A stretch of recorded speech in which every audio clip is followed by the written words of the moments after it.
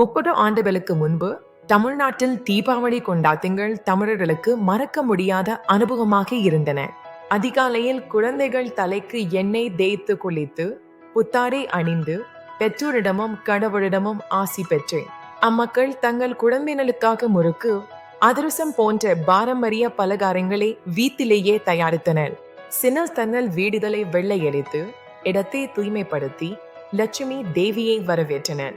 குடும்பங்கள் தங்கள் சொந்த கையால் செய்யப்பட்ட அலங்கார விளக்குகளை கட்டி வீடுகளை அலங்கரித்தனர்.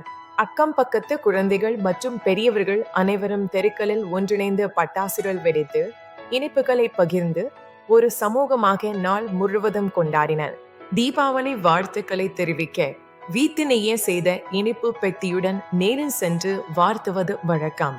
தபால் அலுவலகம் வழியாக கையால் எழுதப்பட்ட வாழ்த்து அட்டைகளை அனுப்பும் பாரம்பரியமும் 90 குழந்தைகளுக்கு மறக்க முடியாத ஒன்றாக இருந்தது. இது இந்திய பொருளாதாரத்திற்கு உதவியது மட்டுமல்லாமல் சிவகாசியில் பட்டாசு தொழிலில் பணிபுரியும் கிராமப்புற மக்களுக்கும் வாழ்வாதாரத்தை வழங்கியது. அந்த நினைவுகள் இன்றும் நம் மனதில் நீங்காத இடம் பிடித்துள்ளன.